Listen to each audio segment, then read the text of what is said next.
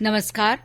आकाशवाणी जयपुर अजमेर से प्रस्तुत हैं प्रादेशिक समाचार।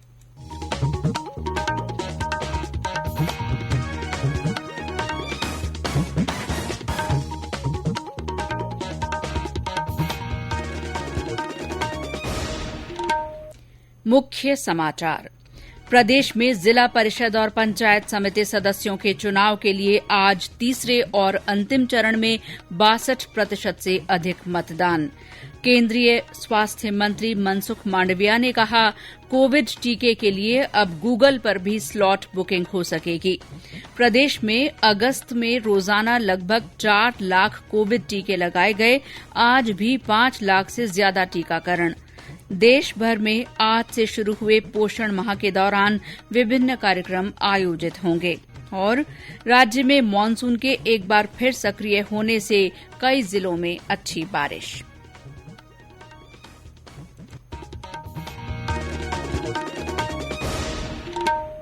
समाचारों के साथ मैं शीला चावला।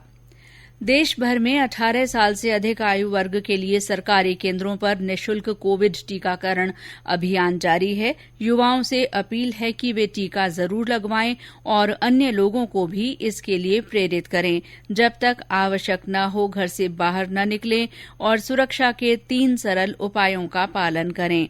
मास्क लगाएं, 2 गज की सुरक्षित दूरी बनाए रखें, हाथ और चेहरा साफ रखें। और अब समाचार विस्तार से। प्रदेश के 6 जिलों में जिला परिषद और पंचायत समिति के तीसरे और अंतिम चरण के चुनाव के लिए आज मतदान संपन्न हो गया। प्रारंभिक जानकारी के अनुसार इस चरण में करीब 62% से अधिक मतदान हुआ है। वोट डालने के लिए सुबह के समय लोगों में कम उत्साह रहा, लेकिन दोपहर होते होते मतदान ने गति पकड़ ली।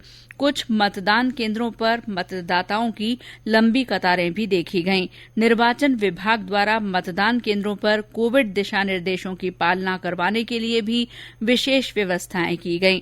तीनों चरणों में 200 जिला परिषद और 1564 पंचायत समिति सदस्यों के चुनाव के लिए मतदान की प्रक्रिया संपन्न हो गई है।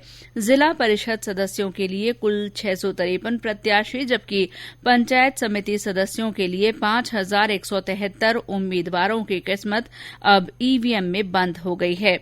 मतगणना 4 सितंबर को सुबह 9 बजे से संबंधित जिला मुख्यालयों पर होगी। जिला प्रमुख और प्रधान के चुनाव 6 सितंबर को होंगे।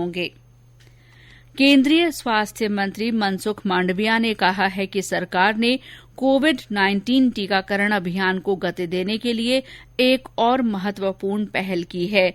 एक ट्वीट में श्री मांडविया ने कहा कि कोरोना वायरस महामारी के खिलाफ टीका लगवाने के लिए स्लॉट अब गूगल पर सर्च करके भी बुक कराया जा सकता है। केंद्र सरकार ने इस सुविधा की शुरुआत टीकाकरण अभियान को और तेज करने के उद्देश्य से की है। राज्य में अगस्त में रोजाना लगभग 4 लाख लोगों को कोविड टीके लगाए गए। एक महीने में 1,23 लाख से ज्यादा टीके लगाए गए हैं। इनमें से 45,58,000 लोगों को पहला टीका लगाया गया। वहीं लगभग 78 लाख लोगों को दूसरी खुराक लगाकर उनका टीकाकरण पूरा किया गया। आज भी प्रदेश में 5,20,000 से ज्यादा टीके लगाए गए। आज 4,688 टीकाकरण सत्र आयोजित किए गए। राज्य में अब तक कुल 4,52,88,000 से ज्यादा टीके लगाए जा चुके हैं। देश भर में कल एक दिन में सबसे ज्यादा 1,33,00,000 से अधिक टीके लगाए गए। एक सप्ताह में ये दूसरी बार है जब 1 करोड़ से ज्यादा कोविड टीके लगाए गए। स्वास्थ्य और परिवार कल्याण मंत्रालय ने बताया कि देश में अब तक 65 करोड़ 41 लाख से ज्यादा टीके लगाए जा चुके हैं। सूचना और प्रसारण मंत्री अनुराग ठाकुर ने रिकॉर्ड कोविड टीके लगाए जाने की सराहना की है। ट्वीट संदेश में श्री ठाकुर ने कहा कि दैनिक आधार पर टीकाकरण कराने वालों की संख्या कई देशों की जनसंख्या से दोगुनी और तिगुनी है। देश में पिछले 24 घंटे में 33,964 कोविड मरीज स्वस्थ हुए हैं। कोविड से स्वस्थ होने की दर 97.51% है। अब तक 3 करोड़ 19 लाख से ज्यादा रोगी स्वस्थ हुए हैं। कल 41,965 नए कोविड मरीजों की पुष्टि हुई है, जिसके बाद इस संक्रमण के सक्रिय रोगियों की संख्या करीब 3,78,000 हो गई है। इधर जयपुर जिले में आज कोविड के 3 मामले सामने आए हैं। प्रदेश में 9वीं से 12वीं कक्षा तक के स्कूल आज से फिर खुल गए हैं। लंबे अंतराल के बाद स्कूल खुलने से विद्यार्थियों में उत्साह रहा। विद्यार्थियों का स्कूलों में कोविड प्रोटोकॉल की पालना के साथ प्रवेश सुनिश्चित किया गया। स्कूलों में प्रार्थना सभाएं और सामूहिक खेल नहीं होंगे। केंद्र सरकार की ओर से कोरोना के प्रति जागरूकता लाने के लिए जन आंदोलन चलाया जा रहा है। इसी के तहत आकाशवाणी जयपुर के समाचार बुलेटिनों में प्रसारित की जा रही विशेष श्रृंखला जनता का संदेश जनता के नाम में सुनिए हमारे श्रोता का संदेश। नमस्कार, मैं रघुनाथ मेघवाल कित्तौरिया बाड़मेर से आप सभी आकाशवाणी श्रोताओं से निवेदन करना चाहता हूं कि कोरोना अभी तक गया नहीं है, इसलिए आप सभी मास्क पहन कर रखें, 2 गज की दूरी बनाकर रखें, सैनिटाइज का उपयोग करें और वैक्सीनेशन अवश्य कराएं। धन्यवाद। कोविड संबंधी राष्ट्रीय हेल्पलाइन नंबर हमारी वेबसाइट newsonair.gov.in पर उपलब्ध हैं। ये समाचार आकाशवाणी जयपुर अजमेर से प्रसारित किए जा रहे हैं। प्रादेशिक समाचार बुलेटिन आप हमारे ट्विटर हैंडल @AIRnews_जयपुर, फेसबुक पर AIR न्यूज राजस्थान और यूट्यूब पर राजस्थान AIR न्यूज पर भी सुन सकते हैं। समाचार अभी और भी हैं, लेकिन पहले कोरोना जागरूकता संदेश। चलो मिलकर एक शुरुआत करें, चलो एक फैसला आज करें, मास्क नहीं तो टोकेंगे, कोरोना को रोकेंगे, चलो एक इरादा करते हैं, चलो कुछ वादा करते हैं, मास्क नहीं तो टोकेंगे, कोरोना को रोकेंगे। समाचारों में आपका फिर स्वागत है और अब आजादी का अमृत महोत्सव से जुड़े समाचार। आजादी का अमृत महोत्सव।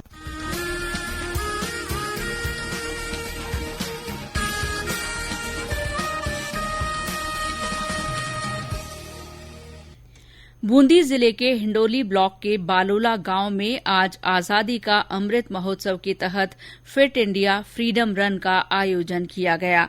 नेहरू युवा केंद्र की ओर से आयोजित इस कार्यक्रम में युवाओं को फिट रहने की शपथ भी दिलाई गई। जिले के केशवरायपाटन ब्लॉक के माधोराजपुरा में इस मौके पर संगोष्ठी का आयोजन किया गया। आजादी का अमृत महोत्सव की श्रृंखला में केंद्रीय महिला और बाल विकास मंत्रालय देश भर में आज से पोषण माह मना रहा है। मंत्रालय ने राज्यों और केंद्र शासित प्रदेशों के साथ मिलकर इस महीने कई गतिविधियां चलाने की योजना बनाई है। महिला और बाल विकास मंत्री स्मृति ईरानी ने अखिल भारतीय आयुर्वेद संस्थान में पोषण माह के शुभारंभ के मौके पर कहा कि पौष्टिक आहार किफायती दरों पर मिलना चाहिए और जरूरतमंद लोगों को स्थानीय स्तर पर ही सुलभ होना चाहिए। उन्होंने कहा कि प्रधानमंत्री मातृ वंदना योजना के तहत 8,800 करोड़ रुपए गर्भवती महिलाओं और दुग्धपान कराने वाली माताओं के खातों में सीधा भेजा गया है। प्रदेश में भी आज से पोषण माह के तहत विभिन्न जागरूकता कार्यक्रम शुरू हुए। टोंक और मालपुरा में गर्भवती महिलाओं को मातृ वंदना योजना की जानकारी दी गई और उनके आवेदन भरवाए गए। कृषि विभाग ने आज राज किसान पोर्टल की शुरूआत की है। इसके माध्यम से किसान घर बैठे कृषि से जुड़ी तमाम योजनाओं का लाभ ले सकते हैं। विभाग के आयुक्त डॉक्टर ओम प्रकाश ने बताया कि इस पोर्टल के माध्यम से किसान विभिन्न योजनाओं के आवेदन के बारे में ऑनलाइन जानकारी ले सकते हैं। उन्होंने बताया कि योजनाओं के आवेदन के संबंध में हर चरण की जानकारी SMS के जरिए किसानों तक पहुंच जाती है। उन्होंने बताया कि इस प्रक्रिया का उद्देश्य किसानों के काम को सरल बनाना है। एप्लीकेशन होगा वो ऑनलाइन होगा। एप्लीकेशन के बाद में उस एप्लीकेशन का यदि वेरिफिकेशन करना है हमारे विभाग से तो वो ऑनलाइन होगा और उसका पेमेंट का जो जनरेशन होगा, बिल का जनरेशन, वो ऑनलाइन होगा। यानी एप्लीकेशन से लगा करके किसान के अकाउंट में जब तक पैसा जाता है सारी चीजें ऑनलाइन है। तो अब फॉर्म को बहुत सिंपल कर दिया है। किसानों को हार्डली कोई डॉक्यूमेंट है वो स्कैन करके अपलोड करना है। जैसे ये जनाधार से लिंक है तो जनाधार में जो जानकारी है, जैसे उसका फोन नंबर है, उसका नाम है, एड्रेस है और बैंक की डिटेल है, वो सीधा इधर आ जाता है। सिर्फ जनाधार नंबर डालना है। अगले कुछ दिन में हम इसको ई धरती से भी जोड़ रहे हैं। जो खाता और खसरा नंबर यदि किसान डालता है तो उसके जमाबंदी की कॉपी और उसका नक्शा सीधा ऑटोमेटिक आ जाता है। जल शक्ति मंत्री गजेंद्र सिंह शेखावत ने टोंक जिले में जल संरक्षण कार्यों के लिए स्थानीय मांग पर आवश्यक कार्रवाई करने का आश्वासन दिया है। आज टोंक में केंद्रीय मंत्री से जिला प्रमुख सरोज बंसल ने मुलाकात की। इस दौरान जिला प्रमुख ने जल संरक्षण कार्यों के लिए जिले को विशेष बजट आवंटित किए जाने की मांग की। श्री शेखावत ने बताया कि उनके मंत्रालय की विभिन्न योजनाओं के लिए राजस्थान को 2,500 करोड़ रुपए आवंटित किए गए हैं। भारतीय रेल इंजीनियरिंग सेवा के अधिकारी विजय शर्मा ने उत्तर पश्चिम रेलवे के महाप्रबंधक का कार्यभार संभाल लिया है। इससे पहले श्री शर्मा उत्तर रेलवे में उधमपुर श्रीनगर बारामूला रेल लिंक परियोजना में मुख्य प्रशासनिक अधिकारी थे। बीकानेर शहर के परकोटा क्षेत्र में घरों से कचरा उठाने की व्यवस्था को और बेहतर बनाने के लिए आज से 3 पहियों वाले रिक्शे काम में लेना शुरू किया गया है। महापौर सुशीला कंवर राजपुरोहित ने आज इन रिक्शों को हरी झंडी दिखाकर रवाना किया। इस मौके पर उन्होंने कहा कि कचरा निकालने के लिए सकिंग मशीन भी काम में लेने की योजना है। उन्होंने आम लोगों से मेरा शहर मेरी जिम्मेदारी को समझते हुए नगर निगम की मदद करने के लिए कहा। शहर में जो हमारे संकरी गलियां है वहां पर हम नहीं पहुंच पा रहे थे, तो वहां भी व्यवस्थाएं दुरुस्त करने के हमारे प्रयास है। उसी के तहत आज साइकिल रिक्शा हम लॉन्च कर रहे हैं। उसके तहत हर एक घर को हर एक गेट पे जाया जाएगा, हर एक गेट से खटखटा कर कचरा लिया जाएगा और भी कई ऐसे आधुनिक संसाधन लाए जाएंगे जैसे शकिंग मशीन है जो रोड के साइड में कचरा साफ करेगी। इसी तरह के और संसाधन हम सर्च कर रहे हैं जो बीकानेर के हित में है और बीकानेर को चमचमाना रखने में सहयोग करेंगे। तो मैं अभी बीकानेर वासियों से ही कहती हूँ कि आप भी इसमें मुहिम में हमारा सहयोग दीजिए। बीकानेर को स्वच्छ रखना आपके हाथों में है। 68 आर्म्ड रेजिमेंट के जवान शहीद वीरेंद्र खटाना को आज उनके पैतृक गांव करौली जिले के कैमरीबाड़ा में पूरे सम्मान के साथ अंतिम विदाई दी गई। वीरेंद्र खटाना जम्मू कश्मीर में ड्यूटी के दौरान शहीद हो गए थे। मुख्यमंत्री अशोक गहलोत ने शहीद के परिजनों के प्रति संवेदना व्यक्त की है। राज्यपाल कलराज मिश्र ने आज उत्तर प्रदेश के अतरौली में राजस्थान के पूर्व राज्यपाल कल्याण सिंह की स्मृति सभा में उन्हें श्रद्धासुमन अर्पित किए। राज्यपाल ने उनके परिजनों से मुलाकात कर उन्हें ढांढस बंधाया। और अब मौसम। राज्य में मानसून के एक बार फिर सक्रिय होने से कई जिलों में अच्छी बारिश हुई है। सिरोही और दौसा से अच्छी बारिश के समाचार हैं। अलवर और आसपास के इलाकों में 2 दिन से अच्छी बारिश हो रही है। बीकानेर में भी आज लंबे समय बाद पानी बरसा। सीकर में आज लगातार दूसरे दिन भारी बारिश से सामान्य जनजीवन पर असर पड़ा।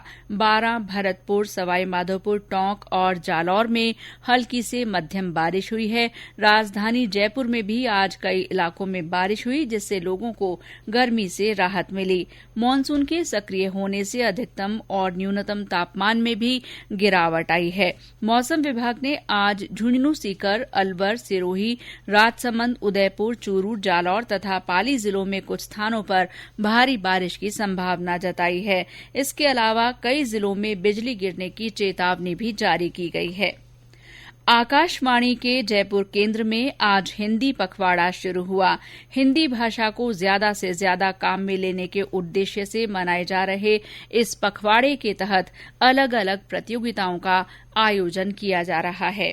और अंत में मुख्य समाचार एक बार फिर। प्रदेश में जिला परिषद और पंचायत समिति सदस्यों के चुनाव के लिए तीसरे और अंतिम चरण में आज 62% से अधिक वोट पड़े। केंद्रीय स्वास्थ्य मंत्री मनसुख मांडविया ने कहा है कि कोविड टीके के लिए अब गूगल पर भी स्लॉट बुकिंग कराई जा सकती है। प्रदेश में अगस्त में रोजाना लगभग 4 लाख कोविड टीके लगाए गए। आज भी 5 लाख से ज्यादा टीकाकरण हुआ।